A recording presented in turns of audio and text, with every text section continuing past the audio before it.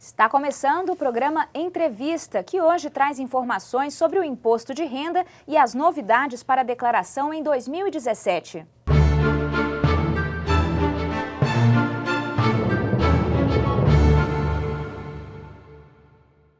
Olá, para falar sobre as novidades da declaração do imposto de renda em 2017, o nosso convidado de hoje no programa Entrevista é o supervisor do imposto de renda em Goiânia, Jorge Martins. Obrigada, supervisor, por vir ao programa esclarecer a população sobre as dúvidas a respeito desse assunto. Olá, Fran, é um prazer estar aqui com vocês, participar do seu programa.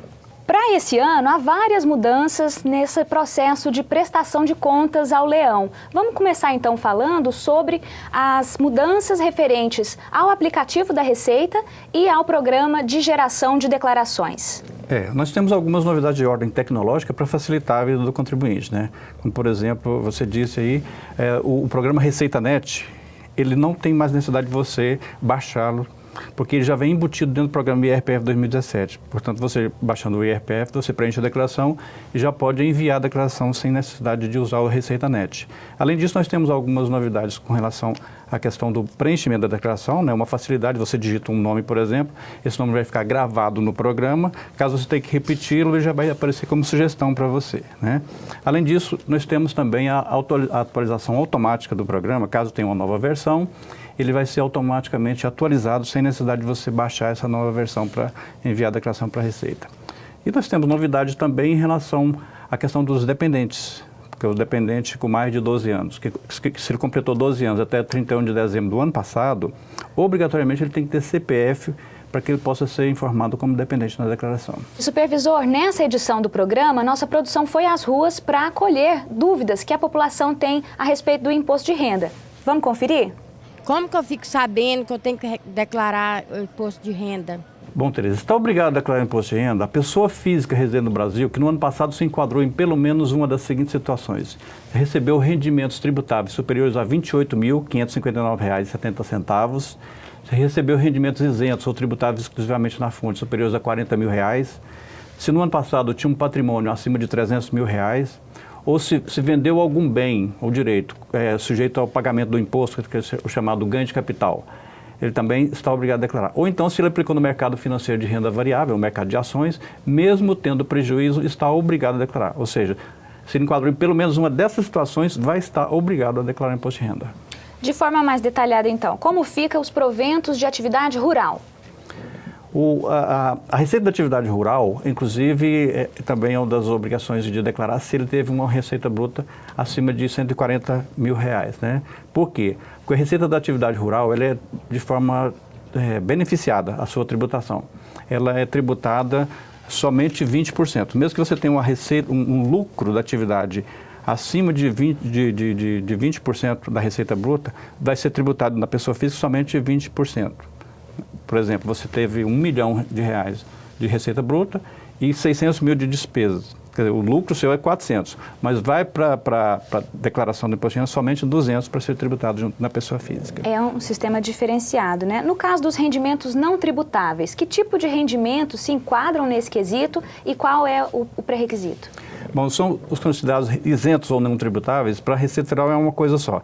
Não tributáveis são aqueles que, embora ocorra o fato gerador, isentos, são aqueles que, embora ocorra o fato gerador, a lei retira eles do campo de tributação. Como, por exemplo, a parcela de até R$ 1.903,98 do aposentado que completou 65 anos de idade, o rendimento da aposentadoria, reforma ou pensão da pessoa que tem moléstia grave, também o rendimento dele todinho é isento, ou seja, não vai sofrer tributação.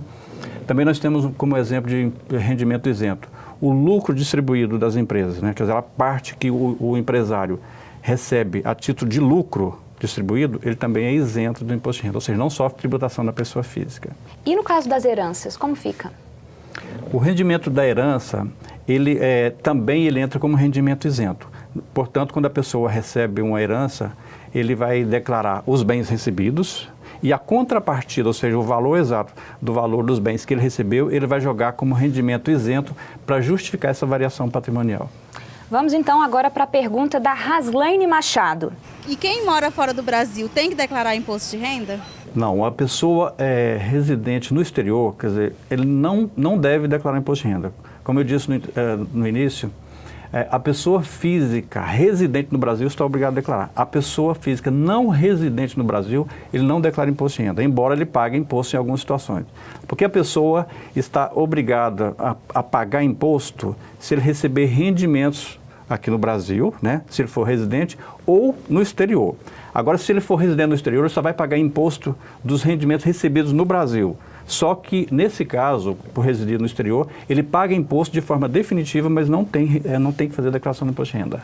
Você falou sobre o caso dos isentos, né? Isso casa muito bem com a pergunta da Gersina Gomes Barbosa. Eu sou isenta? Eu tenho que fazer alguma coisa?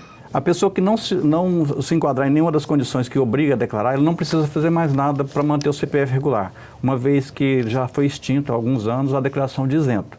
Então, se a pessoa não está obrigada a declarar, não se enquadra em nenhuma das condições, pode ficar tranquila que o seu CPF vai ficar regular junto à Receita Federal. E quais são hoje os percentuais da contribuição? Nós temos, então, as alíquotas, né, que são 7,5%, 15%, 22,5% e 27,5%. Lembrando que essas alíquotas são alíquotas legais, apenas formais, porque nelas existe uma parcela a deduzir que mantém a linearidade e progressividade do imposto. Então, as alíquotas efetivas variam de 0% a quase 27,5%. Isso quer dizer o seguinte, ninguém paga 27,5% de imposto, porque tem uma parcela a deduzir que garante que ninguém vai atingir os 20%, pode chegar próximo dos 27,5%, mas é muito comum as pessoas falarem, eu ganho R$10.000, pago 27,5% de imposto. Não é verdade. Quem ganha em torno de R$10.000 por mês, ele paga algo em torno de 15% de imposto de renda como alíquota efetiva. Interessante. Para fechar então esse bloco, vamos ver mais uma pergunta. Eu preciso de um contador ou eu posso fazer declaração sozinho? Olha, o programa do imposto de renda, ele é autoexplicativo, é de fácil entendimento. Então, aquela pessoa que tem um pequeno conhecimento de informática e também um pequeno conhecimento do imposto de renda, ele é capaz de fazer a declaração do imposto de renda. Agora, ele tem que ter certeza que está fazendo a coisa certa. Porque se você não tiver certeza que está fazendo a coisa certa, é melhor você procurar um profissional habilitado, porque muitas vezes o barato sai caro, né? Você evita pagar um trocado aí para uma pessoa fazer uma declaração e pode ter prejuízo de cair na malha fina e ter problemas de pagar multas maiores do que você pagaria para o profissional. Supervisor, esse é de fato um problema, mas a gente continua falando sobre isso no próximo bloco. O programa Entrevista volta daqui a pouquinho. Não saia daí.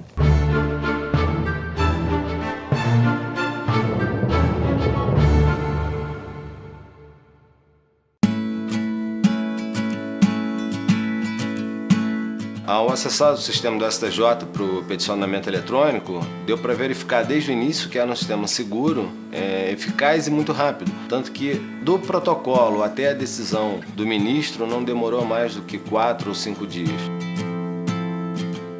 Os softwares estão todos disponíveis na própria página do tribunal, são softwares que não são pagos. Então, baixando os programas e a adoção do certificado digital, podemos fazer a petição com muita brevidade e economia.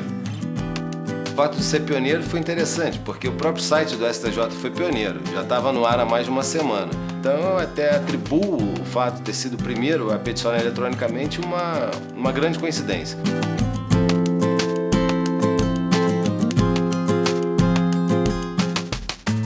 Virtualização de processos, porque ter acesso fácil e rápido à justiça é um direito seu.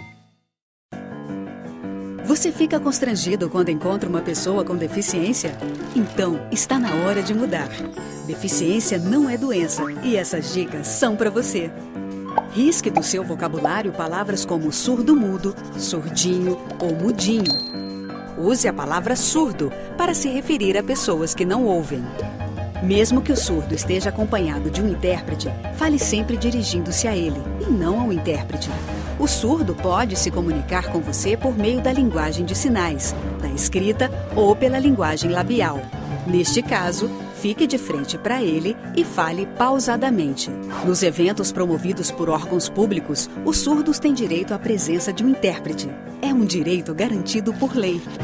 Cidadania é saber conviver com as diferenças.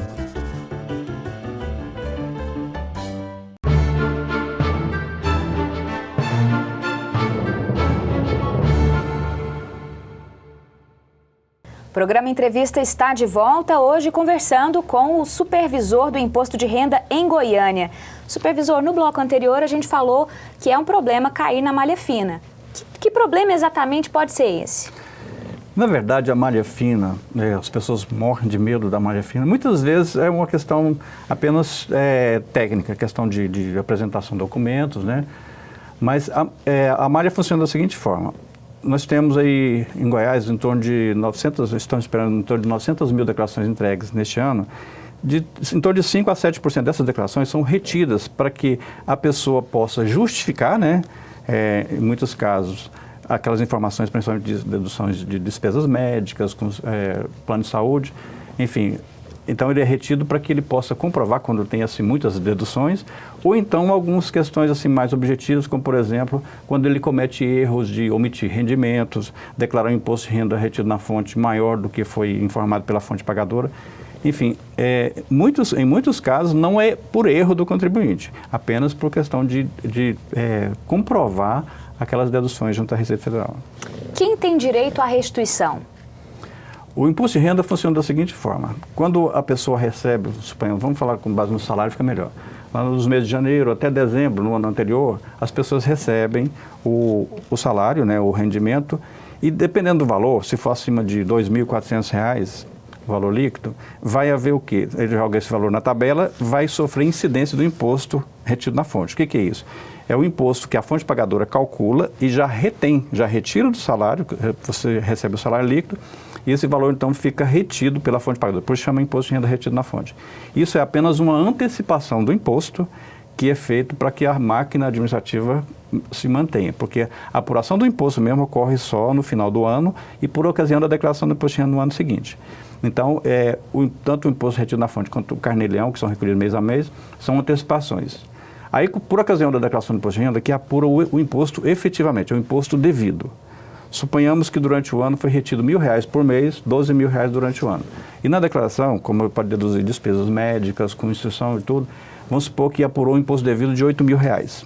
O que aconteceu? Então, a pessoa antecipou R$ 4.000 a mais, né, durante o ano.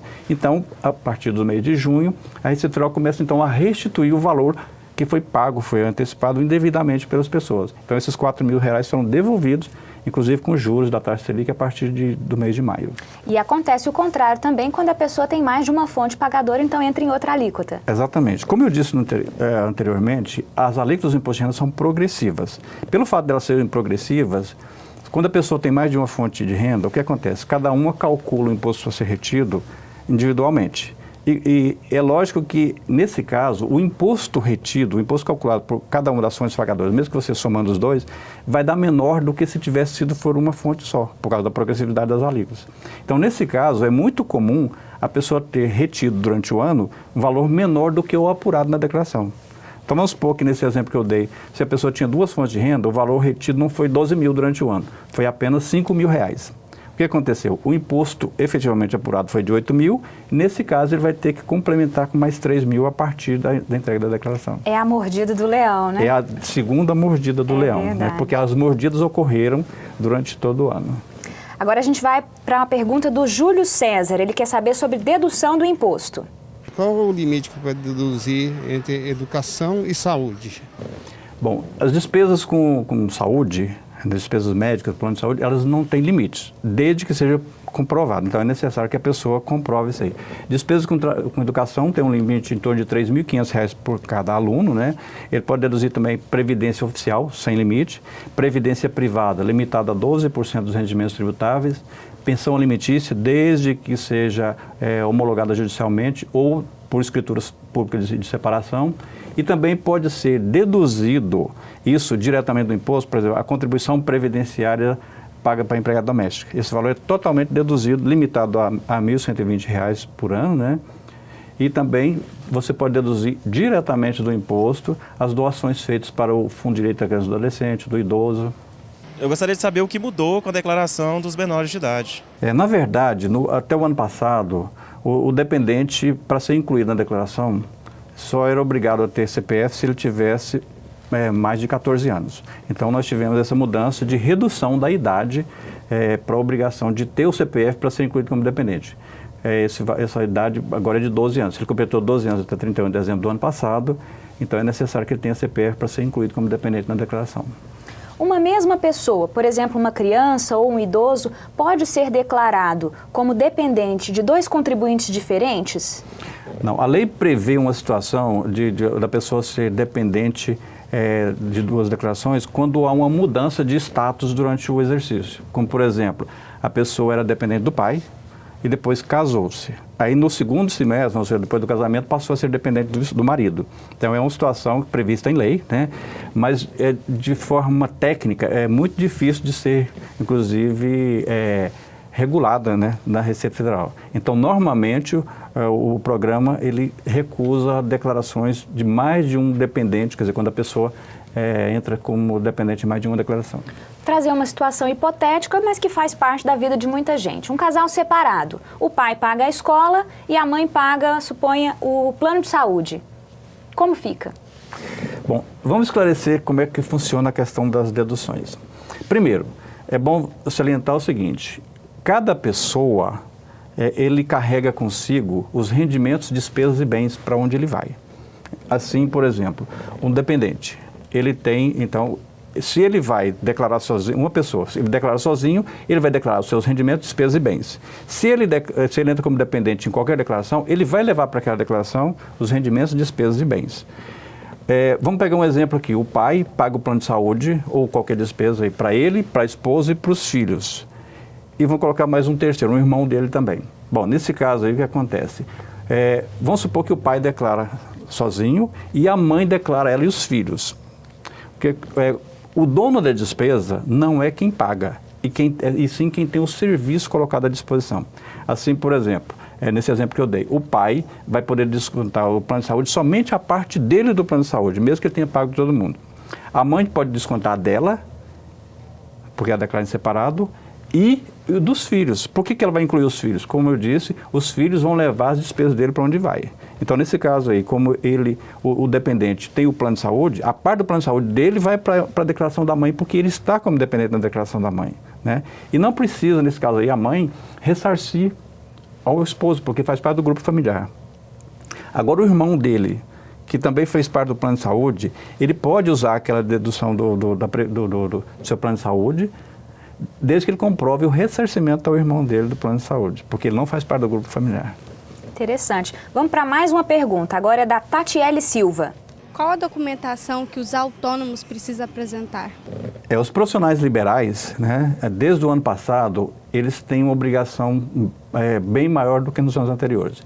É o seguinte, os profissionais liberais, principalmente da área de saúde e advogados, eles obrigatoriamente têm que informar o CPF das pessoas que pagaram para ele. Por exemplo, o médico.